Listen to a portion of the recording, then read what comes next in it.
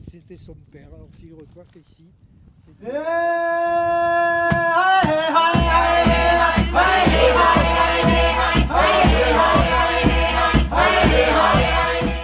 Chers internautes, bonjour. Aujourd'hui, on est dans les bois, quelque part près de la commune d'Alès-les-Bains, et on part à la rencontre de Oro. Oro, c'est un artiste, on n'a pas pu s'empêcher de venir le voir tellement son histoire et son talent est atypique.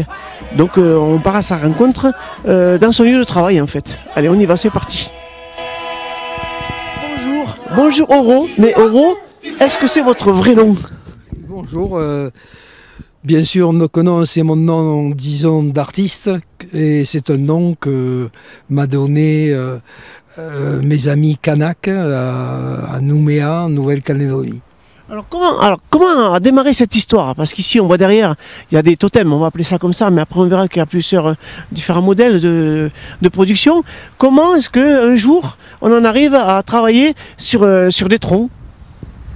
C'est l'histoire d'une vie un peu, hein, avec des événements qui se sont produits et qui ont fait qu'un jour, avec ma femme, nous avons décidé de partir, de quitter la France et de partir vivre une aventure d'abord professionnelle en Nouvelle-Calédonie, où ma femme a eu un poste de professeur et où moi j'ai monté mon cabinet de géomètre expert puisque c'était mon métier, et nous sommes installés à Nouméa. Donc à Nouméa, au bout de quelques temps d'installation, j'ai par hasard rencontré des artistes Kanak qui travaillaient dans un atelier de la place des Cocotiers de cette ville, et je me suis présenté tout simplement en leur disant voilà, il y a très longtemps que j'ai envie de sculpter, cette période de ma vie, il me semble, va peut-être permettre cela, et est-ce que vous auriez l'amabilité de m'apprendre à sculpter? Bon, au début, je vous avoue qu'ils m'ont regardé avec un drôle d'air, et puis ils ont dit oui, pourquoi pas, oui, et ils avaient pas mal de gens qui passaient comme ça, et certains qui avaient voulu aussi se lancer dans cette sculpture, mais qui ont vite quitté les lieux, quoi. Bon, ben moi, au bout de quelques temps, ils se sont aperçus que j'étais devenu accro un peu à ça. On a beaucoup parlé, beaucoup échangé, et j'ai passé en définitive 3 ans avec eux et pour sculpter. Et surtout, ils m'ont permis de pénétrer dans leur tribu et d'échanger beaucoup de choses.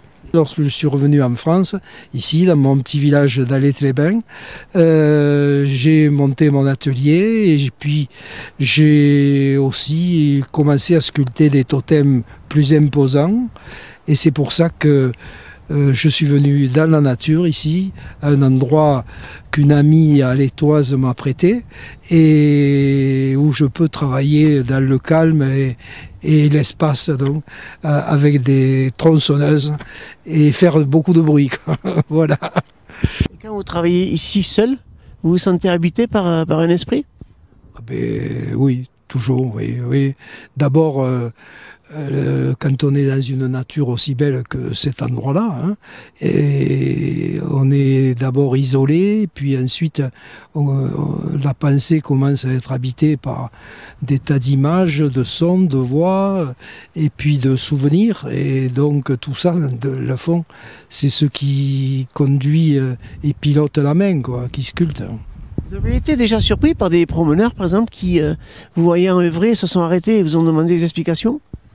Oui, mais ça m'est arrivé souvent. Par exemple, à Alès-les-Bains, il y a eu des manifestations dans les rues, et puis même dans d'autres villages voisins d'ici, où on m'a demandé de venir sculpter devant les gens, où j'arrivais avec un gros morceau de bois, et puis je sculptais, et puis les gens, bien sûr, venaient me demander, me questionner sur ces sculptures et pourquoi je sculptais ça. Et oui, puis j'aime beaucoup d'ailleurs parler avec les gens pendant que je sculpte et être interrompu et dialoguer avec eux, quoi.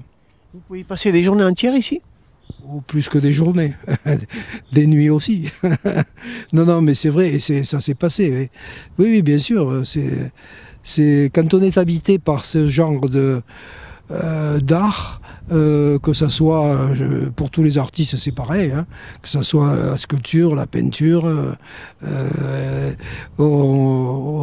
il arrive des moments où on décolle un peu, quoi. Et ça, c'est ça qui est bien.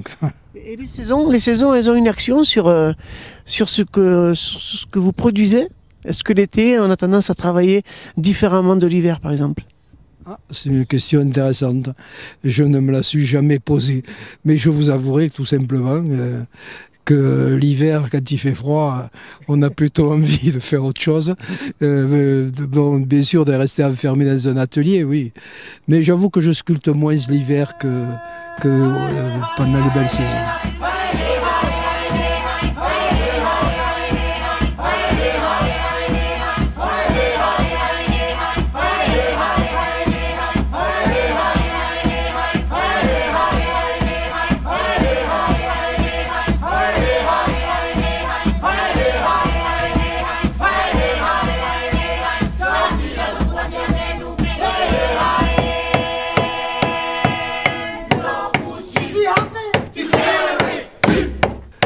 Bien, nous sommes dans mon atelier, ici dans notre petit village d'Alet-les-Bains.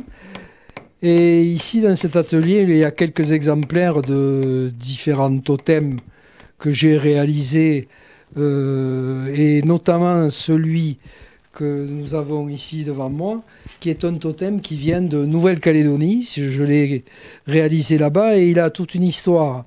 Mes amis Kanaks un jour m'ont proposé de venir dans une tribu pas très loin de Nouméa, et cette tribu il y avait une forêt d'un arbre qui est endémique à la Nouvelle-Calédonie qui s'appelle le cohu, et au pied d'un arbre il y avait des tombées de bois qui avaient été réalisées par les scieries du coin, et ce morceau de bois, le voilà.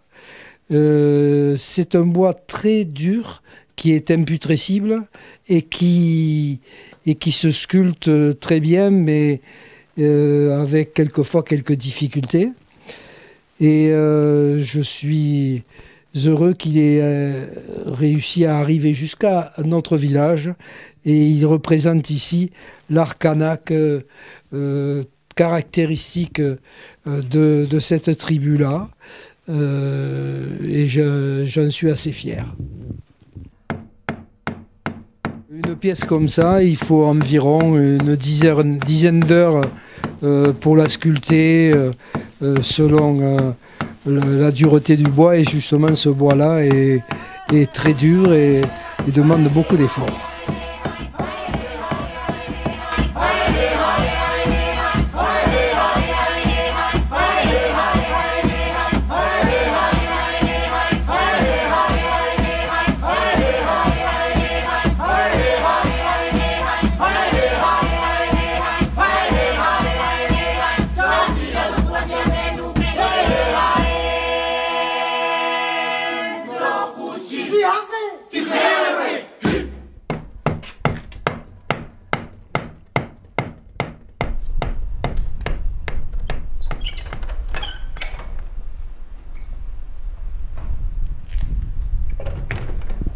Bien voilà, nous avons donc fait un tour vers la Nouvelle-Calédonie depuis notre petit village d'Alet-les-Bains. Je suis heureux de vous avoir fait découvrir ce monde qui est vraiment étrange pour nous, mais qui est un monde extraordinaire. Je voudrais aussi vous dire que l'association des artistes alétois, qui comprend environ une quinzaine de membres, est prête à recevoir dans les divers domaines artistiques de la peinture, de la sculpture et de tas d'autres choses extraordinaires, et de recevoir donc des gens qui ont envie de découvrir et peut-être aussi s'initier à toutes ces choses-là. Venez à Alette, nous vous accueillerons les bras ouverts. Merci beaucoup.